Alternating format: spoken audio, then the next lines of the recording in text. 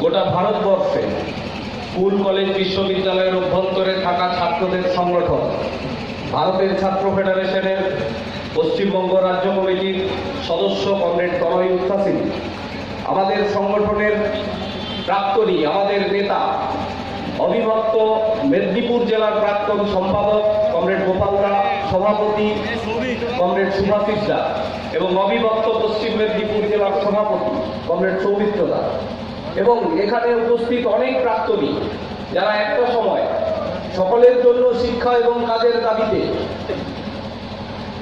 School college বিশ্ববিদ্যালয়ের অভ্যন্তরে ভারতবর্ষে জন্মানো প্রতিটা শিশু যাতে পৌঁছতে পারে তার দাবিতে যে লাগাতার লড়াই, সেই লড়াইয়ে কলেজ বিশ্ববিদ্যালয়ের ছাত্র আন্দোলনের সঙ্গে যুক্ত ছিলেন সেই সকল প্রাক্তনী, এই এলাকার মানুষজন, দোকানদার, ব্যবসায়ী, সবাইকে ভারতের ছাত্র ফেডারেশনের পক্ষ থেকে আন্তরিক শ্রদ্ধা, অভিনন্দন, শুভেচ্ছা জানাই। পরিস্থিতিটা কঠিন, কতটা কঠিন আপনারা নিশ্চয়ই উপলব্ধি করতে পারছেন। আজ থেকে 50 বছর আগে আমাদের ভারতবর্ষের একেবারে পশ্চিম প্রান্তে কেরালার ত্রিবান্ধম শহরে 27 থেকে 30 ডিসেম্বর একটা সংগঠন তৈরি হয়েছিল সম্মেলনের মধ্য দিয়ে, যার নাম ভারতের ছাত্র ফেডারেশন।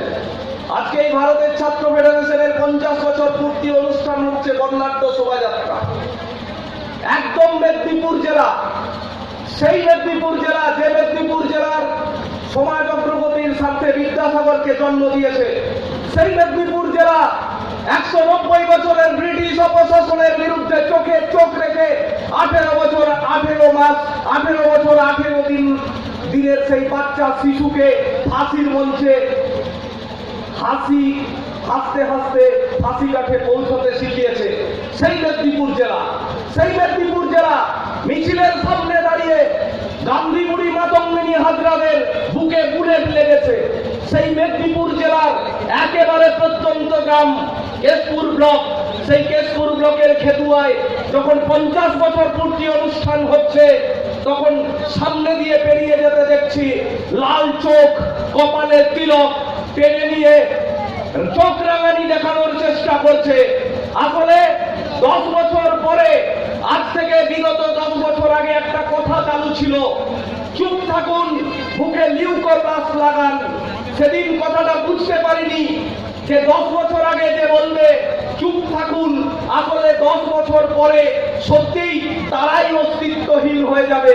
সেই তারা যারা আজকে 20 টাকায় বাংলার চোলাই বাড়িতে বাড়িতে পৌঁছে দিয়েছে, তাই সেই চোলাই খেয়ে চোখকে লাল করে একটা বাইক হাতে নিয়ে যারা চোখ রাঙানি দেখানোর চেষ্টা করছেন, তারা শুধু জেনে রাখুন, এটা হচ্ছে ক্ষুদিরাম বসু, ভগৎ সিংদের আত্মত্যাগ এবং স্পর্ধাকে পাথেয় করেই গড়ে ওঠা এই সংগঠন, যে সংগঠনটার 50 বছর আগেই কেশপুরের খেতুয়াতে হচ্ছে।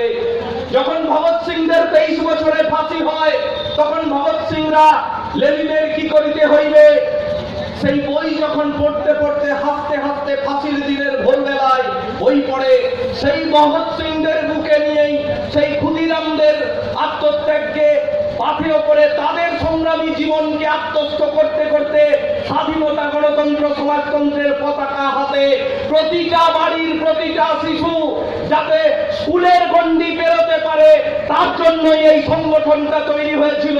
এই সংগঠনের 277 জনের শহীদ একদিনে হয়নি, 50 বছরে 277 জনের শহীদের লাশ কাঁধে নিয়ে এই পতাকা বহন করে আমরা এগিয়ে চলেছি। স্বাভাবিকভাবেই কোনো পরিস্থিতি আসবে না যে আমাদেরকে কেউ ভয় দেখাতে পারে বা কোনো ভয়ে আমরা ভীত হব। আমরা ভীত হয়ে যাওয়ার মানুষরা আজকের যে বর্তমান পরিস্থিতির মুখোমুখি দাঁড়িয়ে আমরা দেখতে পাচ্ছি যে গোটা দেশে শিক্ষা ব্যবস্থা কোন জায়গায় নিয়ে যাওয়া হচ্ছে। গরিব, মধ্যবিত্ত, পিছিয়ে থাকা বাড়ির ছেলেমেয়েরা পড়াশোনা করার থেকে বঞ্চিত হচ্ছে। আজকে টাকা যার, শিক্ষা তার, এই ব্যবস্থা চালু করা হচ্ছে। জাতীয় শিক্ষানীতির মধ্য দিয়ে ভারতবর্ষের শিক্ষাকে ব্যবসাদার পুঁজিদারদের হাতে তুলে দিচ্ছে। আর ওই ব্যবসাদার পুঁজিদারদার জিও কোম্পানির মালিকেরা তাদের পোষা প্রধানমন্ত্রী রঙিন পাঞ্জাবি চোস্তা পরে মাঝে মাঝে ভাষণ দিচ্ছে, আচ্ছে দিন আনে ওয়ালা হ্যাঁ, বছরে 2 কোটি বেকারের কাজ দেওয়া হবে, এই ধরনের মিথ্যা ভাওতা প্রতিশ্রুতি দেওয়া হচ্ছে। আজকে যারা মোটরসাইকেল নিয়ে ঘুরে বেড়াচ্ছেন তারা বলুন তো, বছরে 2 কোটি বেকারের কাজ দেওয়া এই ভারতবর্ষে 12 কোটি বেকারের কাজ হওয়ার কথা ছিল। কোথায় বেকারের কাজ? কেন্দ্রীয় সরকারের 12 কোটি বেকারের কাজ হবে, প্রতিটি 2.5টা পরিবার পিছু একজন করে কেন্দ্রীয় সরকারের বেকারের কাজ হওয়ার কথা ছিল, কিন্তু কোথায় কোথায় কাজ? ভাওতা মিথ্যা প্রতিশ্রুতি। নোট বাতিল হলো, রং বেরঙের নোট তৈরি হলো। অনেকেই বলেছিলেন 2000 টাকার নোটে নাকি চিপ পাওয়া যাবে। যারা এখন হঠাৎ হঠাৎ ধর্মকে নিয়ে ব্যবসা করার জন্য কপালে তিলক টেনে জয় শ্রীরাম ধ্বনি দেন, তাদেরকে 2000 টাকার নোট দিয়ে দেখিয়ে বলছি, দেখিয়ে দিন তো চিপটা কোথায়। মিথ্যা মিথ্যা ভাওতা প্রতিশ্রুতি। এই মিথ্যা ভাওতা প্রতিশ্রুতির উপরে গোটা দেশটাকে, গোটা দেশের মানুষকে বিপথে পরিচালনা করবার চেষ্টা করছে। আসলে এই মিথ্যা ভাওতা প্রতিশ্রুতির মধ্যেই এদেশের মানুষকে আরো অন্ধকারে ফেলে দিতে চাইছে। যে 73-74 বছরের স্বাধীনতা পরবর্তী ভারতবর্ষে যখন মানুষ মাথা উঁচু করে বাঁচতে চাইছে, যখন মানুষ নতুন করে স্বপ্ন দেখতে চাইছে, রুটি কাপড়া আর মাকান মাং রাহা হ্যায় হিন্দুস্তান, গোটা ভারতবর্ষের রাজধানী দিল্লিকে স্তব্ধ করে দিয়েছে কৃষকরা। সেই কিষান ক্ষেত মজুররা যখন সংগঠিত হচ্ছে গোটা দেশ জুড়ে, যখন জাতীয় শিক্ষানীতির বিরুদ্ধে ছাত্ররা সংগঠিত হচ্ছে, যখন কর্মসংস্থানের দাবিতে যুবরা সংগঠিত হচ্ছে, সেই জায়গায় দাঁড়িয়ে আজকে হচ্ছে এই মিথ্যা ভাওতা প্রতিশ্রুতি আর ধর্মের নামে রাজনীতিতে ধর্মীয় ব্যবসা প্রয়োগ করার মধ্য দিয়ে মানুষকে জাতিতে, ধর্মে, বর্ণে, লিঙ্গে বিভেদ তৈরি করার মধ্য দিয়ে মানুষের মাঝে অদৃশ্য দেওয়াল তৈরি করছে এরা। এদের কাজ হচ্ছে এটাই। আর এই রাজ্যে আপনারা জানেন যে আজ থেকে 10 বছর আগে যখন রাজ্যের সরকার পরিবর্তন হয়, তার আগে কি ছিল? তার আগে ছিল অবৈতনিক শিক্ষা ব্যবস্থা, বিনা পয়সায় 12 ক্লাস পর্যন্ত পড়তে যাওয়া স্কুলে ছেলে মেয়েদের। তার আগে ছিল শিল্পের সম্ভাবনা। তার আগে ছিল প্রতিটি বাড়িতে প্রতি বছর এসএসসি পরীক্ষার চাকরি।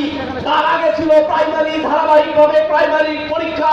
তার আগে ছিল সরকারি চাকরির পরীক্ষা, নতুন শিল্প সম্ভাবনা, শালবনির জিন্দাল কারখানার সম্ভাবনা, সিঙ্গুরের তৈরি হয়ে যাওয়া ন্যানো কারখানার সম্ভাবনা।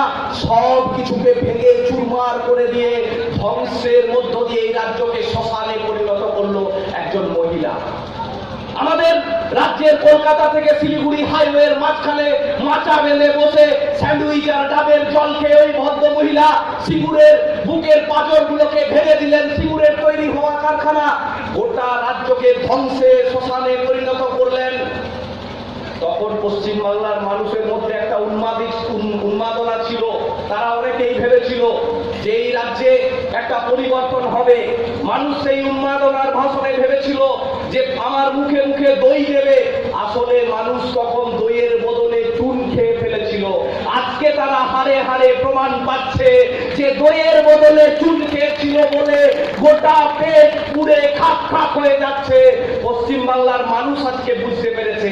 তাই আজকে দাঁড়িয়ে যখন এসএফআই 50 বছর স্বাধীনতা গণতন্ত্রের স্পর্ধাকে বুকে নিয়ে, স্বাধীনতার ঐতিহ্যকে আমরা মাথায় নিয়ে, আমরা বৈজ্ঞানিক সমাজতন্ত্রের পথ ধরে সবার শিক্ষা, সবার কাজের দাবিকে তুলে আমরা যখন এগিয়ে যাওয়ার কথা বলছি, তখন আমাদের কাছে ধর্মের সুরসুরানি, আমাদের কাছে অবৈজ্ঞানিক চিন্তা ভাবনা, আমাদের কাছে ব্যবসাদারদের হাতে তুলে দেওয়া সমস্ত রাষ্ট্রায়ত্ত সংস্থাগুলোকে এই ধরনের রাজনীতি যখন এগিয়ে আসছে, তখন আমরা স্কুল, কলেজ, বিশ্ববিদ্যালয়ের ভেতরে নতুন করে আবার সংগঠিত হওয়ার আমরা স্পর্ধা এই 50 বছর আমাদের শিক্ষা দিচ্ছে। যে শিক্ষারা 1998 সালের পরে 2000 সালে শহীদ হওয়া জুলফাই মল্লিকরা আমাদের শিখিয়ে গেছে যে বুলেট যদি খেতে হয় বুকেই খাবো, পিঠে নয়। সেই বুকের বুলেট নিয়েই আবার উঠে দাঁড়াবো। সেই শিক্ষায় ক্ষুদিরামের খেতুয়া, ক্ষুদিরামের কেশপুর আজকে এখান থেকেই আমাদের শিক্ষা দেবে যে বুকেই বুলেট আবার লড়বো, সবাই যাতে শিক্ষা পায়, শিক্ষার শেষে কাজ পায়। ইনকালাব জিন্দাবাদ, এসএফআই জিন্দাবাদ।